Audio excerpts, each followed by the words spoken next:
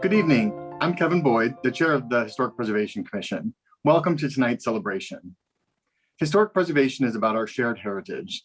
Soon we'll honor the craftspeople and homeowners who have gone above and beyond in preserving the physical part of our shared heritage, our buildings and structures.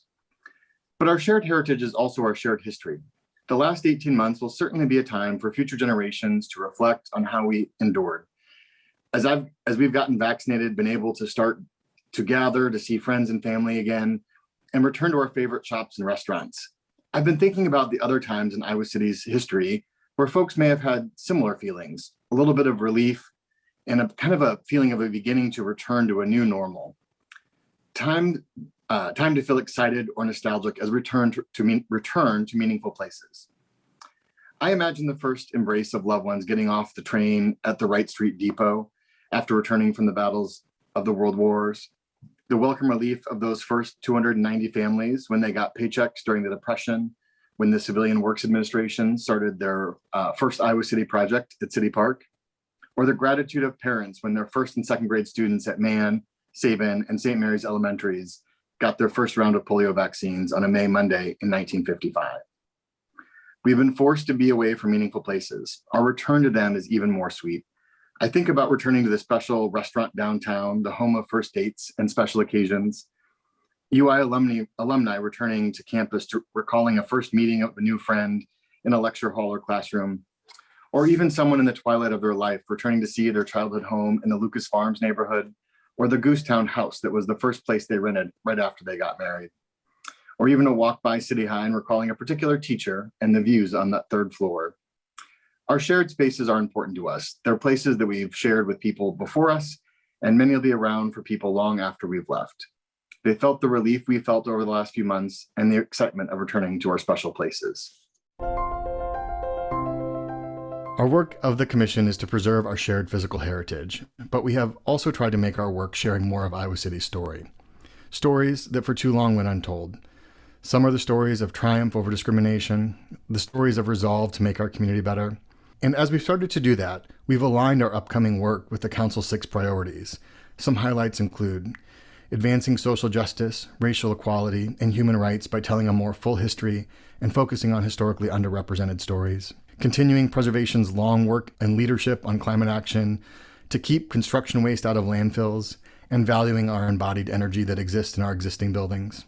Strengthening our community engagement with events like tonight. We also want to address city-owned historic infrastructure, like the Montgomery Butler House in Waterworks Park and the Summit Street Monument placed at the corner of Court and Summit Street shortly after the city was founded in 1839. Some of the Commission's core work has always been to foster healthy neighborhoods and affordable housing. And as we think about density and walkability of our historic neighborhoods, they're part of enhancing community mobility for all. And as we think about an inclusive and resilient economy, we want to look at adding some economic incentive tools for local landmarks.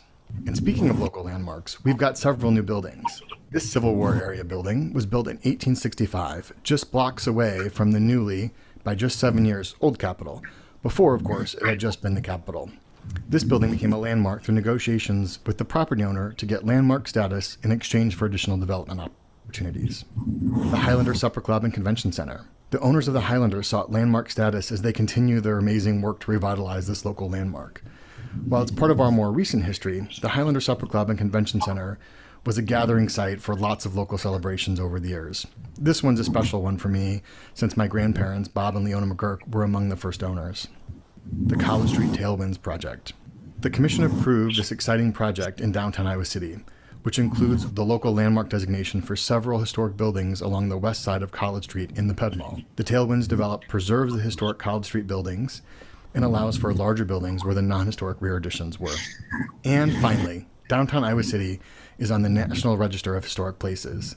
This has been the culmination of years of work by preservation advocates. Downtown Iowa City is a special place, and the historic fabric is now honored as part of the listing. A broad coalition, including partnership with the Iowa City Downtown District, has helped make this honor a reality. The nomination provides the stewards of these community historic resources with more tools in the form of tax credits to preserve the buildings that have been part of Iowa City for generations. Finally, I want to thank our 4 outgoing commissioners, Helen Burford, Austin Wu, Lindy Keipel, and Quentin Pitson.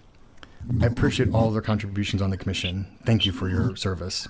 But tonight's an evening to celebrate successes of stewardship of some of our historic buildings, the people who own them, the craftspeople who worked on them with great care.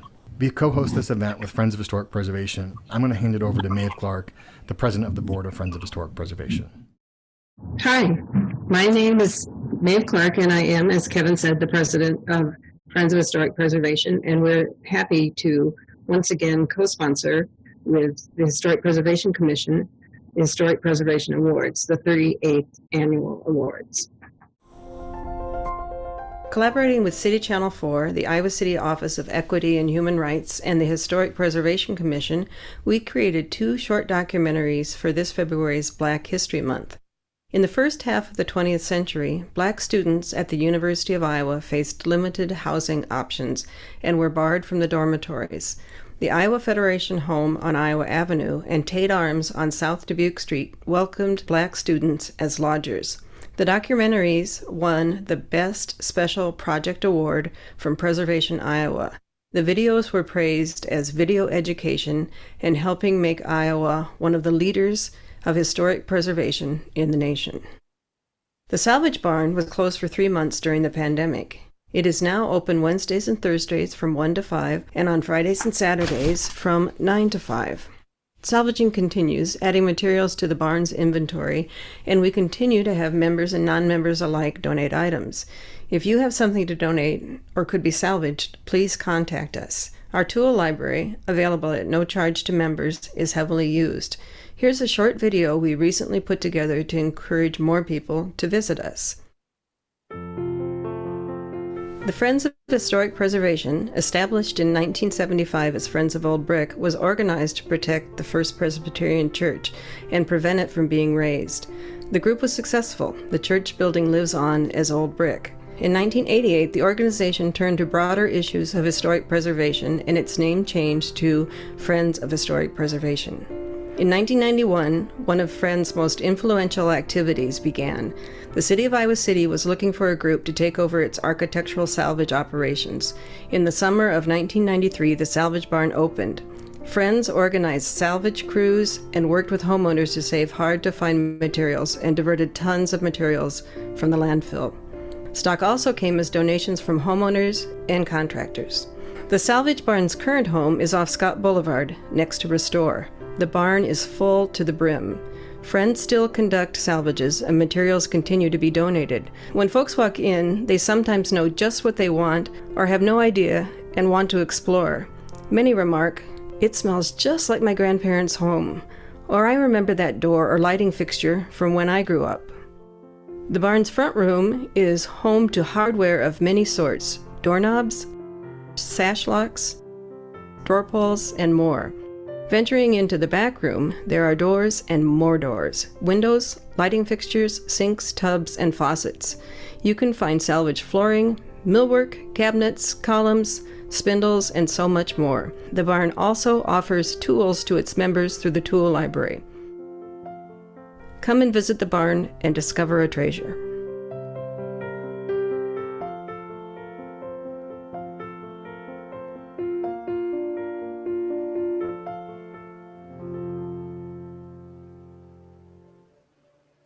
Friends of Historic Preservation is honored to have played a role in the listing of downtown Iowa City as a historic district on the National Register of Historic Places. A broad coalition, including a partnership with the Iowa City Downtown District, worked for years on the nomination. The designation as a National Register of Historic Places provides stewards of our community's historic resources with more tools to preserve the buildings that have been a part of Iowa City for generations. Find out more about Friends of Historic Preservation at ic-fhp.org or become our friend on Facebook at The Salvage Barn or Friends of Historic Preservation. My name is Jordan Sellergren, and I am co-chair of the Historic Preservation Commission and have served since August 2019. I'm here to present the awards for paint and exterior finishes.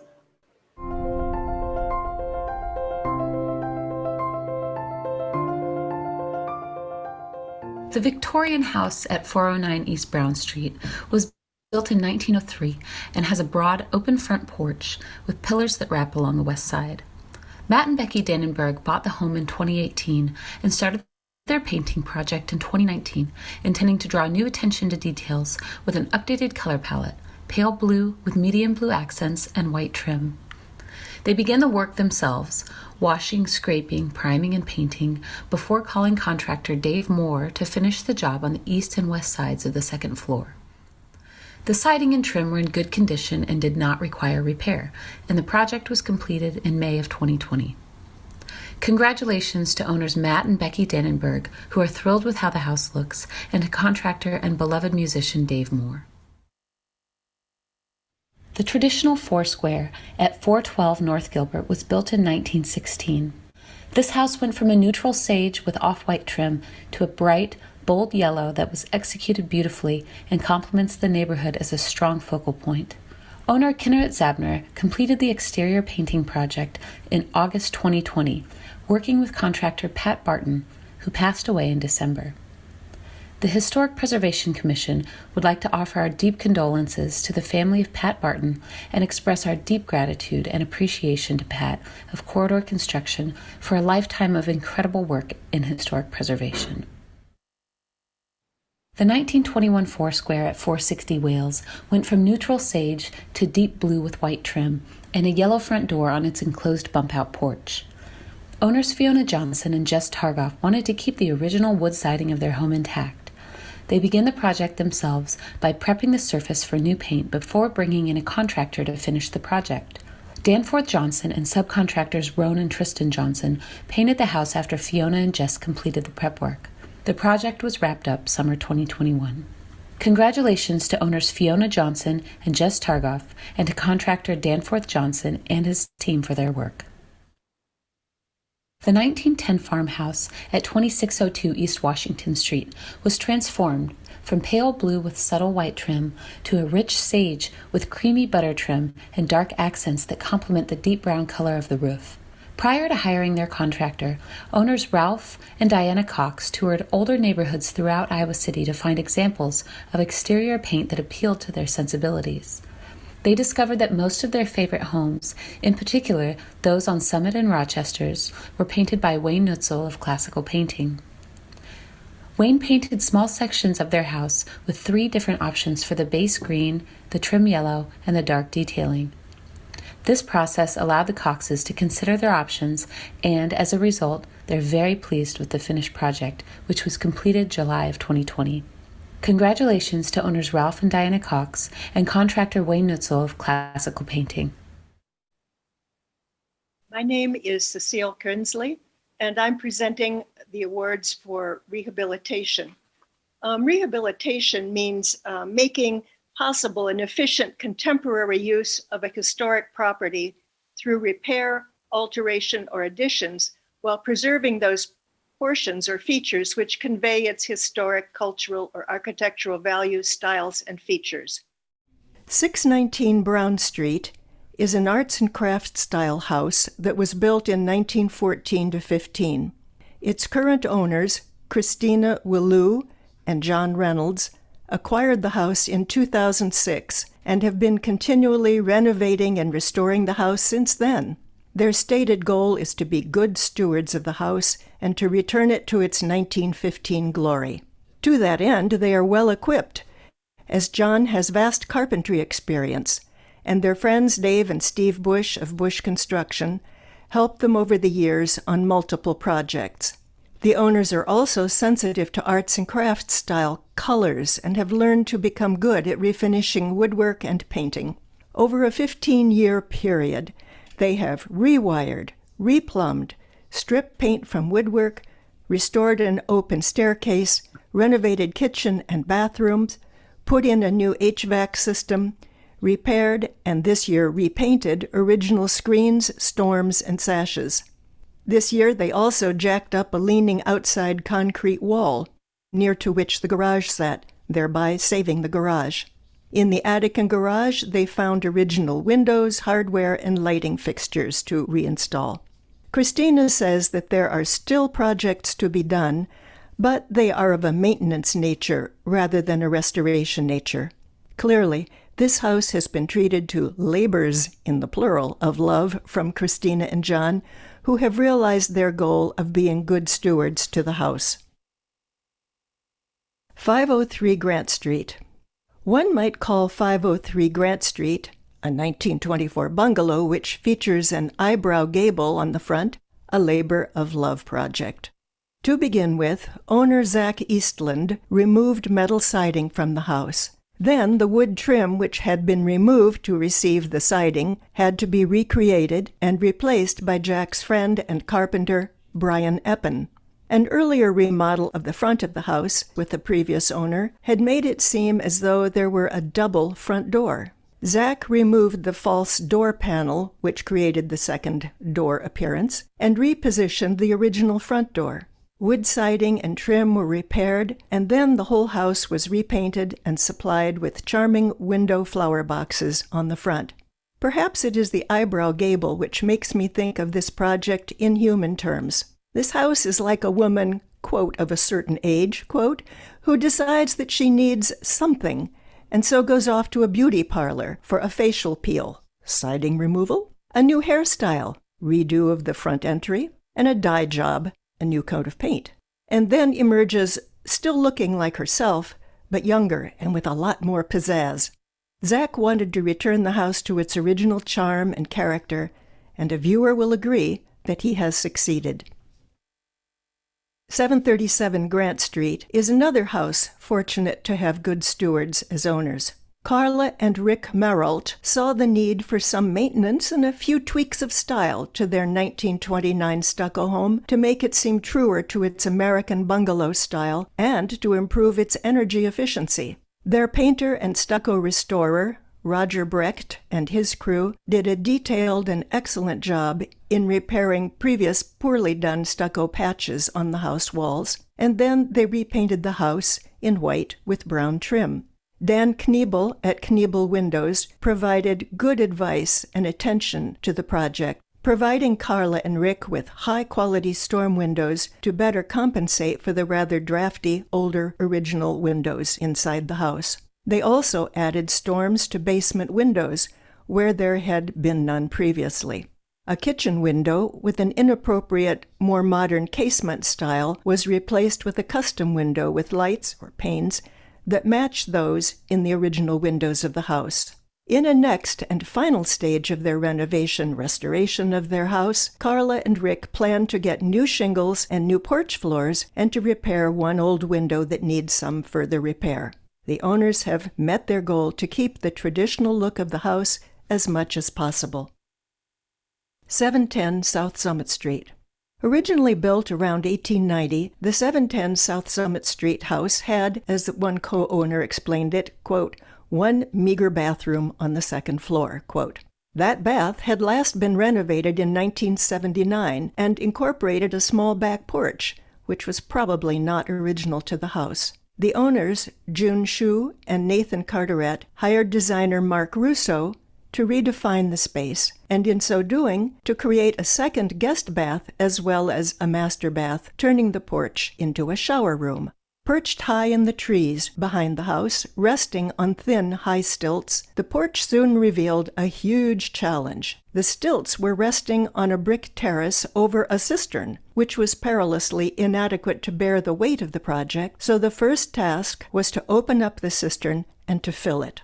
Old houses always contain surprises, and there was another to come. The main structural support beam and floor joists on the porch room were totally rotten, as an earlier fatal construction mistake had allowed water to penetrate them, so they had to be replaced. The owner's ingenious physicist, philosopher, linguist, contractor, Frank Wagner, found a way to support the roof while he replaced all the structural elements beneath it.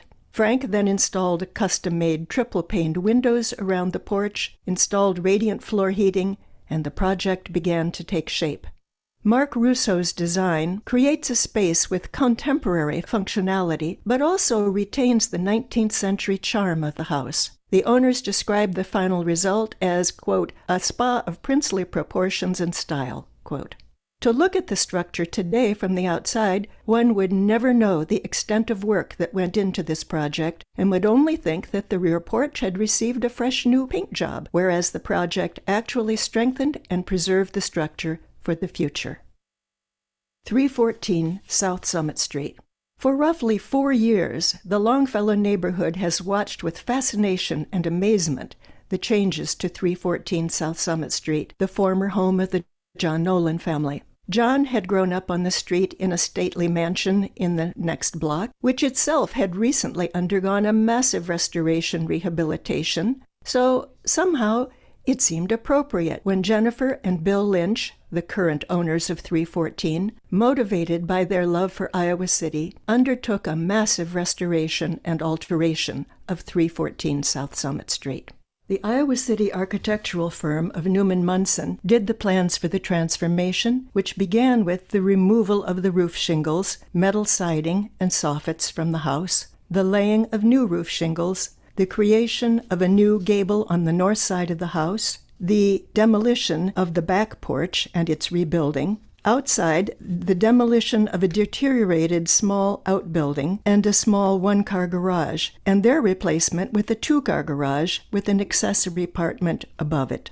Removal of rusty gutter and downspouts and their replacement with copper half-round gutters and downspouts, new front porch supports, new triple-paned Löwenbrand windows made of Douglas fir, where old original windows were too deteriorated to keep, the laying of a new driveway with antique bricks, the laying of a limestone patio in the backyard, and finally a complete new landscaping of the yard. All that is just to describe what went on the outside of the house. More went on the inside. The Lynches are pleased enough with the result to have hired Aaron Leitz, a Seattle-based photographer, to photograph the house. Don't be surprised if some of those photos should appear in Architectural Digest or Dwell magazine, as Mr. Leitz's work has appeared in those magazines.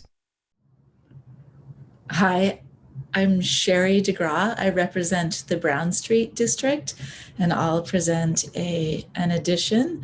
And then secondly, I'll present a commercial rehabilitation.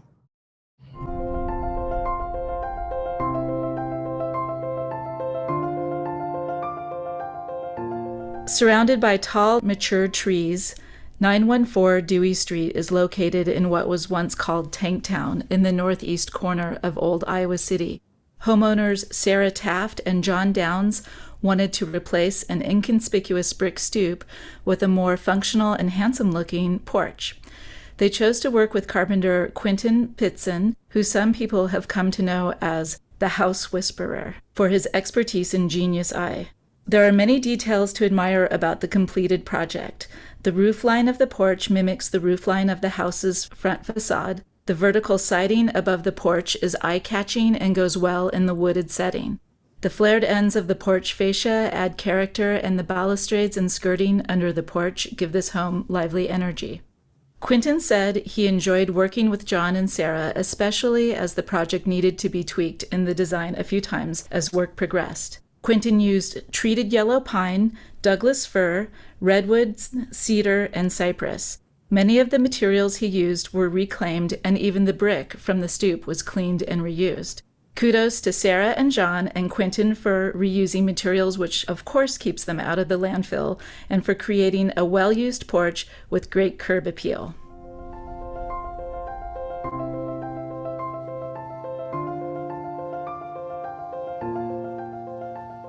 Since 1912, the Englert Theater has served as an Iowa City destination for entertainment and social gatherings. It is a key contributing structure to the new Iowa City Downtown Historic District, and it is also on the National Register of Historic Places. I find it remarkable that the Englert was scheduled for repair in 2020, just as the COVID-19 pandemic started. After sheltering in place for a year, we all understand that having spaces like the Englert Theater is vital to the social function of our community. Thank you to Executive Director Andre Perry, the Englert Board, and OPN Architects of Iowa City for working to ensure that the Englert is strong for the next 100 years. According to architect Josh Moe, the first phase of restoring the theater focused heavily on shoring up its historic brick walls, floors, and the roof. Though the marquee was not part of the theater when it was originally opened, it was added in 1958 and has become an iconic feature of the venue. At the time of being evaluated, the steel structure supporting the marquee had become rusted, and the electrical infrastructure that powered the sign did not meet modern safety requirements. The marquee was carefully dismantled and shipped to a firm specializing in marquee restoration in Ohio. Removal of the top layers of paint exposed the original marquee colors that are more vivid than the recent color scheme we had all become accustomed to. After the steel superstructure was repaired and corroded metal pieces were replaced, the team of specialists worked to replace the incandescent bulbs and fluorescent tubes with energy-saving LED lighting. Luckily, the neon elements of the marquee were already energy efficient, and the neon gas could be replaced in kind to retain authenticity. Seeing the newly restored and glamorous Englert marquee back in its place is perfect for welcoming people back into the theater. Congratulations on a job well done to the Englert staff and OPN architects. All right, everyone. Thank you. Those are our awards for this evening. We appreciate it, and we'll see you all next year. Thank you.